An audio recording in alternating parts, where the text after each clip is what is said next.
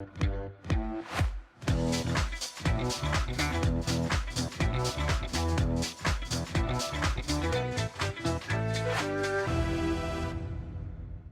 Tonéikes sur ce plateau. Laurent, bonjour. Corneille Aïssé, bonjour et bonjour à tous ceux qui nous suivent. Alors, on va procéder donc au décryptage de quelques titres d'actualité. Ce matin, on va commencer avec le Béninois libéré, Laurent Tonéikes. Le Béninois libéré du jour, Conseil des ministres, très bonne nouvelle. Talon veut augmenter les salaires des travailleurs. Il sera consacré Papa Bonheur Social. Bon, toujours est-il qu'il y avait déjà un Papa Bonheur déjà entre 2006 et 2016. Bon, aujourd'hui, il sera, en tout cas, Talon sera consacré le nouveau Non, Papa mais, Bonheur du Bénin, non, mais certainement. il y a un autre adjectif qui s'ajoute, Ouais. Papa Bonheur Social. Papa Bonheur social, bien évidemment. Donc, c'est la différence. L'autre Papa L'autre était Bonheur, plus général. oui, Papa Bonheur général, mais Oui. aussi Papa Bonheur social. C'est une bonne nouvelle de savoir que Patrice Talon, le président de la République du Bénin, veuille augmenter les salaires pour les fonctionnaires. Toujours est-il qu'il faut regarder et tenir compte de la situation sociale des citoyens aujourd'hui. Le panier de la ménagère aujourd'hui, quand vous regardez un peu les salaires, que vous regardez le SMIC aussi et que vous voyez un peu ce que coûte la vie aujourd'hui, c'est normal qu'il faut augmenter les salaires. Et augmenter ces salaires ne devait même pas intervenir en 2022. Ça devait intervenir déjà depuis plusieurs années. Déjà, même sous Boniaï, on devait travailler à cela. Boniaï a fait ce qu'il pouvait faire pour les enseignants et certains corps de métier à l'époque. Donc, depuis que Patrice Talon est arrivé, les travailleurs attendaient une augmentation de salaire parce que qu'ils vous souviennent que pour prendre l'huile de cuisine, qu'on appelle huile d'arachide, malheureusement, qui n'est pas tout le temps huile d'arachide, huile de tournesol ou huile de coton graine, cette huile que les bonnes dames prenaient à 600 francs le litre est aujourd'hui à 1100 francs.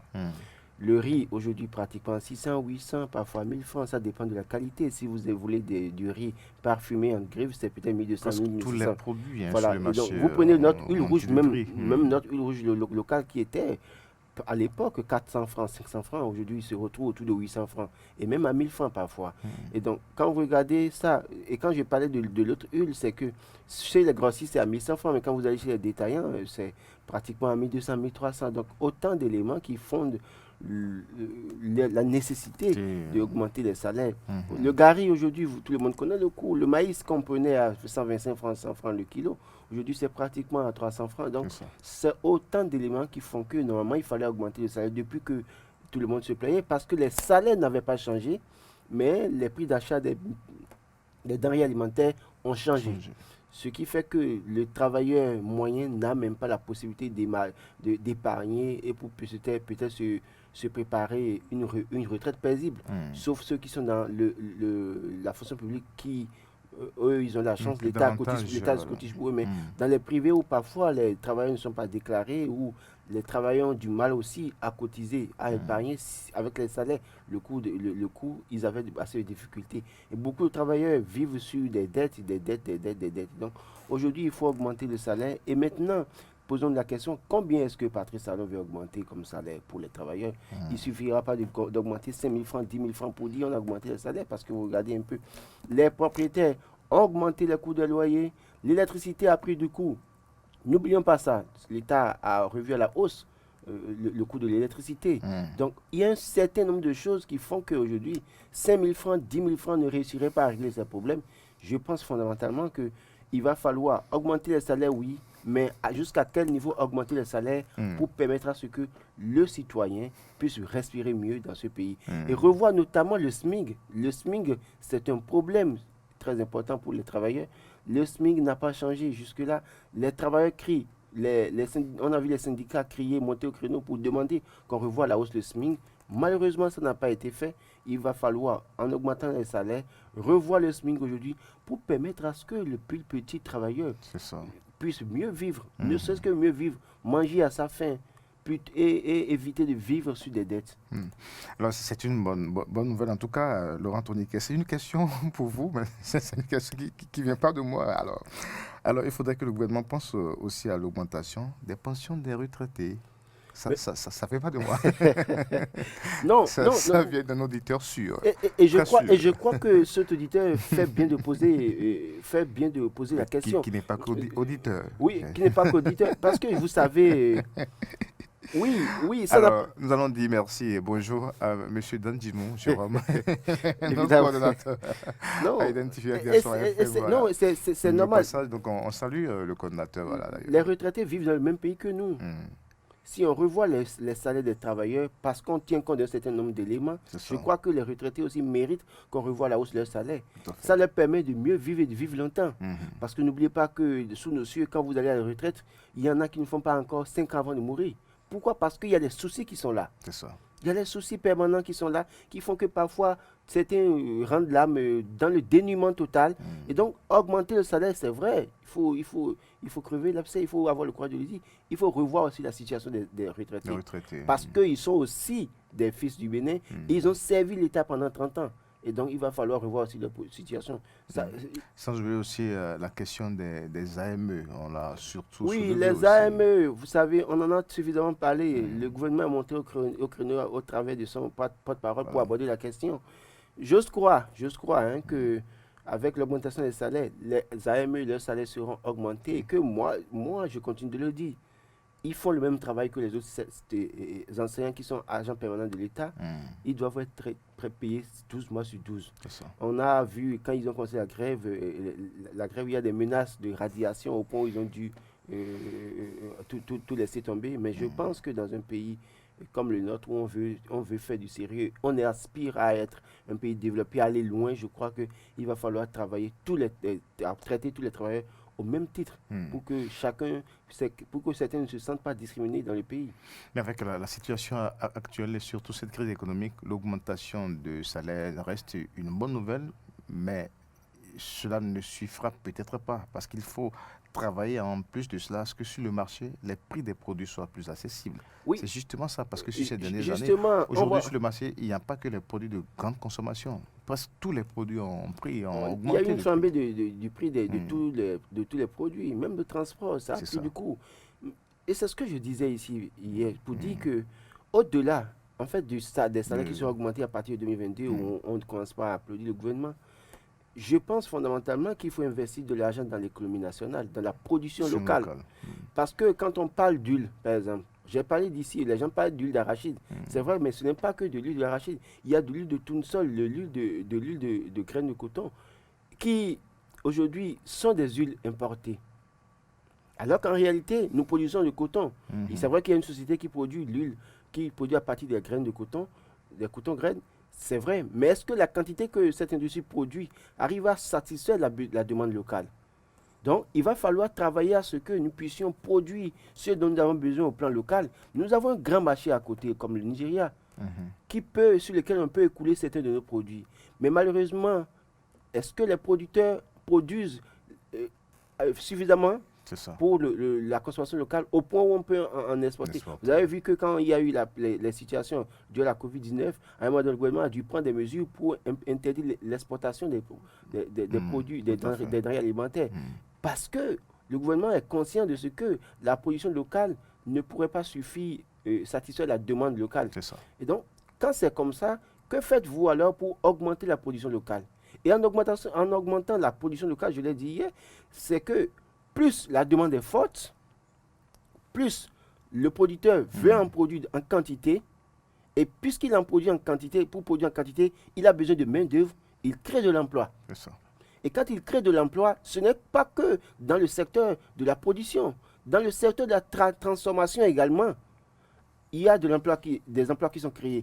Et dans le secteur tertiaire, les services, des emplois sont créés. Et au plan économique, le pays peut respirer au plan économique parce que c'est les devises, les taxes qui sont payées, autant d'éléments permettent au pays d'avoir une économie plus ou moins autonome. C'est vrai qu'on n'est pas encore à l'époque où on peut avoir une économie à 100% autonome, mais on peut aspirer à avoir une économie autonome. Donc, c'est autant d'éléments qu'il faut revoir. Donc, il suffirait pas seulement d'augmenter les salaires, parce qu'augmenter les salaires sans pouvoir agir dans la production locale, subventionner les producteurs, cela revient à ce que les travailleurs achètent des produits importés, ce qui crée de l'emploi dans d'autres pays, qui apporte de devises dans d'autres pays, et on va toujours continuer à vivre dans ce cycle infernal. Donc je crois que ce n'est pas que les salaires, vous faites bien de le dire, il faut agir, investir dans la production locale. Le gouvernement fait déjà un effort, mais je pense qu'on pourrait faire mieux pour permettre à ce que nous puissions respirer et avoir une économie indépendante. Patrice Talon, donc le papa bonheur social à partir de 2022. Oui, papa, il a dit le 23 mai à Porte-Nouveau que le mandat sera hautement social. Et depuis quelques jours, on voit, on chante ça tout le temps. Donc, la concrétisation, à partir du 1er janvier, on attend de voir quand serait-il de la concrétisation. De toute façon, quand on va le concrétiser, ce serait pour le bonheur de tous les Béninois. Le gouvernement aussi serait encensé par la population. Plutôt que de continuer à penser qu'on fait déjà mieux, je crois qu'il faut faire davantage. C'est vrai qu'il nous reste un autre débat assez pertinent et profond à faire sur les mesures sociales donc, du budget 2022. Nous allons y revenir certainement. On passe à un autre quotidien. Dynamisme Info. Dynamisme Info ce matin a eu beaucoup d'interrogations à la une du quotidien Dynamisme Info. Alors, réplique aux observations des USA, la partie béninoise, sur la démocratie béninoise. Alors, avec Dynamisme Info, oui, quand le gouvernement agit à toujours se donner raison. Ça, c'est Dynamisme Info. Oui, vous savez, est-ce qu'on va condamner le gouvernement qui tout le temps justifie ses actes et montre qu'il a raison? Je crois que personne au monde ne peut accepter aussi facilement qu'il a tort. Donc le gouvernement est dans son rôle, le gouvernement fait ce qu'il peut et dira toujours que c'est la meilleure solution pour eux, c'est la meilleure option. Et c'est peut-être aux experts ou aux acteurs des médias comme nous de dire attention, oui, mais attention, il y a des bémols. On a vu, on dit la rupture fait son choix et l'assume, démocratie béninoise, critiquée jusqu'à l'international. Oui, quand vous faites un choix, vous l'assumez. Toujours est-il que quand vous l'assumez, est-ce que ça vous rend service dans le long terme? Ça peut vous rendre service dans le moyen terme, mais dans le long terme, qu'en serait-il? Puisque nous avons en face de nous des partenaires qui sont des partenaires non moins importants pour le Bénin et qui en fait interpellent le Bénin sur un certain nombre de faits.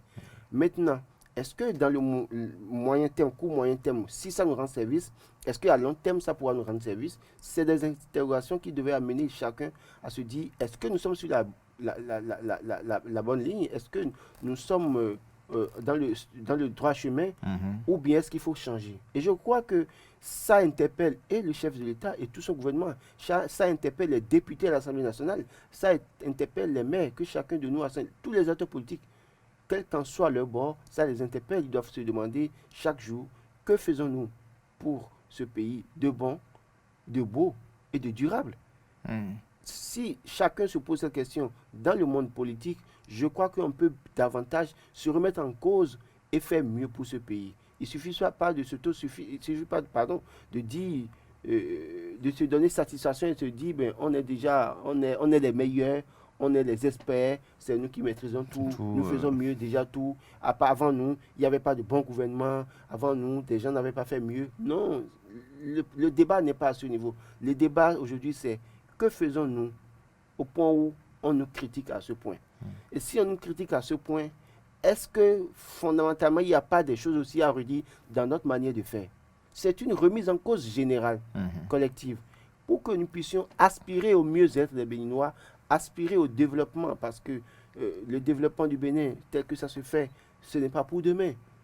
Tant que nous allons nous attarder sur les intrigues politiques, nous allons oublier les questions vitales, essentielles pour notre pays. Je parlais tout à l'heure d'investir dans la production nationale. Je parlais de création de l'emploi pour les jeunes. C'est des questions sur lesquelles il faut se pencher. Et voir maintenant comment, dans une certaine mesure, faire table rase du passé, se retrouver autour de la table de négociation. Autant d'exilés aujourd'hui à l'extérieur qui avaient des employés qui ont mis la clé sous paillasson et il y a des chômeurs à la maison, il y a des gens qui sont en prison, qui nourrissaient des familles et qui malheureusement, puisqu'ils sont en prison, ces familles sont en difficulté. Donc, on doit pouvoir regarder un peu en face, on doit pouvoir se regarder en face et dire, tout ce que nous faisons, est-ce qu'en réalité, ça ne crée pas des ennuis à la grande masse? Si ça crée des ennuis à la grande masse, pourquoi ne pas revenir en arrière et nous asseoir pour discuter? Alors, on a quand même observé de 2016 à maintenant, ça il faut avoir le courage de le dire, soyons réalistes et concrets. On a quand même observé beaucoup de dissensions au plan politique, beaucoup de frictions au plan politique, la tension qu'on a observée, même si ce n'est pas plus coïncidence, plusieurs acteurs de l'opposition se retrouvent avec des condamnations lourdes et autres. Alors, Laurent Tony, aujourd'hui, comment peut-on l'expliquer que surtout avec le régime de 2016 à aujourd'hui, euh, qu'on en soit arrivé à cette étape où on a encore l'impression que beaucoup sont écartés. Bon, je voudrais d'abord préciser que depuis 2016 jusqu'à aujourd'hui, ce n'est pas que les acteurs politiques de l'opposition qui sont en prison. Mm, On en a vu de la mouvance qui sont allés en prison. mm, Donc il faut le préciser. mm, Il y en a qui ont été impliqués dans les dossiers, qui sont allés en prison. mm. Et c'est vrai aussi que... Non, mais il y a, ce qui attention, frappe à l'œil, oui, attendez, on il en y a, voit non, plus non, non, dans il y a ce des qui gens, frappe il y a à des l'œil, acteurs c'est ça d'opposition, justement. il y a des acteurs de la mouvance qui ont été cités dans les dossiers, qui sont allés en prison. Toujours est-il que aussi dans le même temps, il y a des acteurs de la mouvance qui étaient cités dans les dossiers avant Patrice Talon, qui sont là et qui vivent douillettement à la charge de l'État et qui ne sont pas inquiétés. Je suis d'accord. Mais il y a quand même des acteurs de la mouvance qui sont en prison pour des affaires qui les concernent. Mais ceci étant, pour dire, depuis 2016, c'est vrai, il y a beaucoup d'acteurs de l'opposition. Certains qui créaient la prison ont dû prendre la clé des champs et qui se sont retrouvés en exil, forcés ou volontaires. C'est vrai que parmi eux, il y a des gens qui sont par comédie, se sont retrouvés en exil, disant que on Par les attend, fantaisie, par fantaisie. Ça, il faut être honnête. Il y en a qui ont dû fuir parce que s'ils étaient là, ils allaient faire la prison pour 20 ans. Et on les connaît.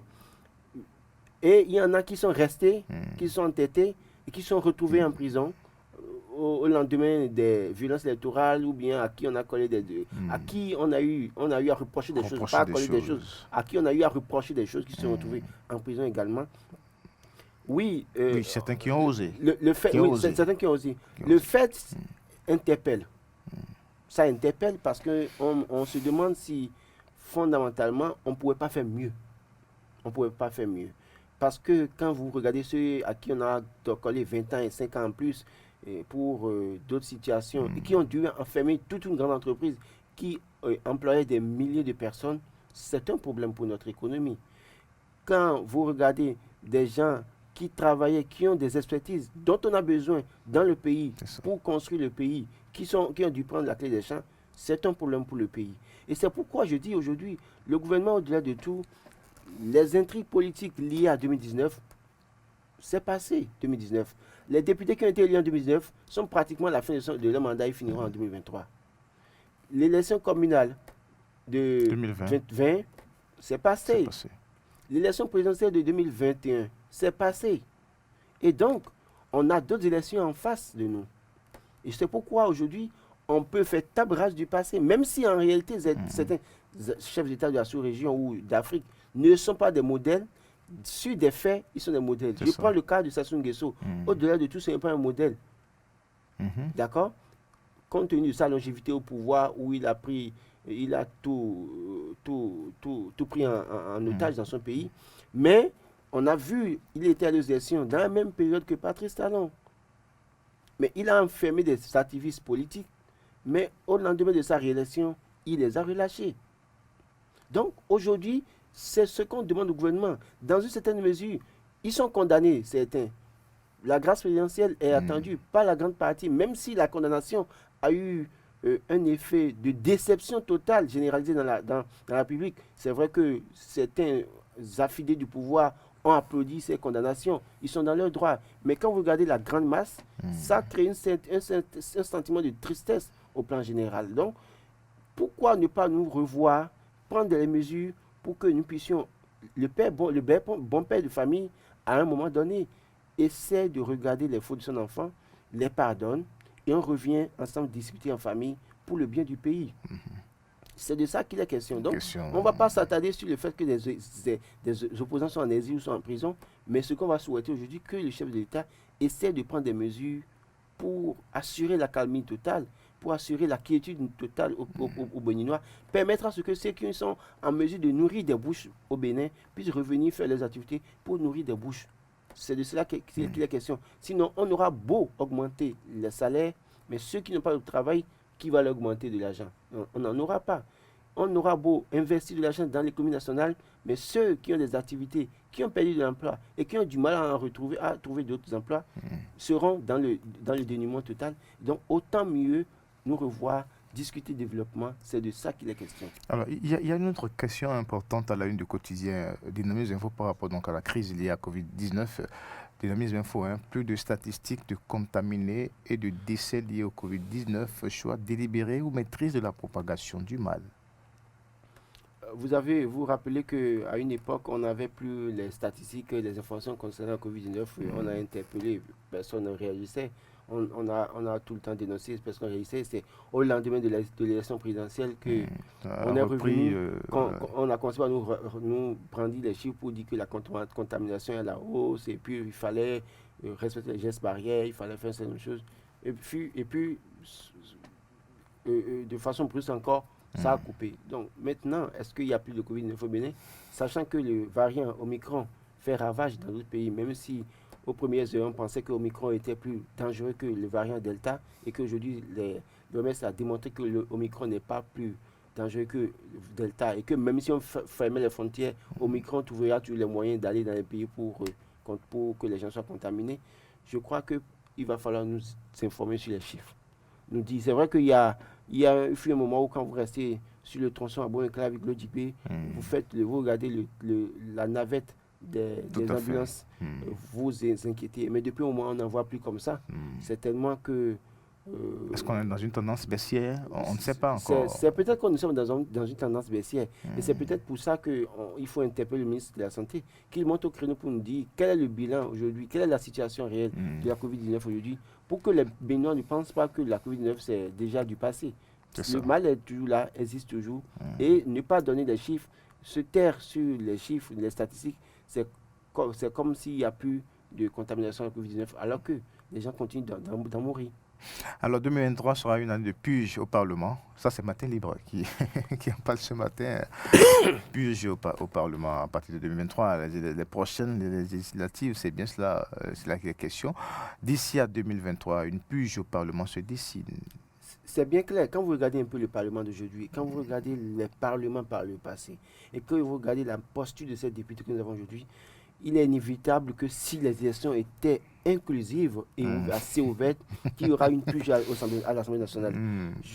Pourquoi cette condition ou cette conditionnalité? Je vous explique.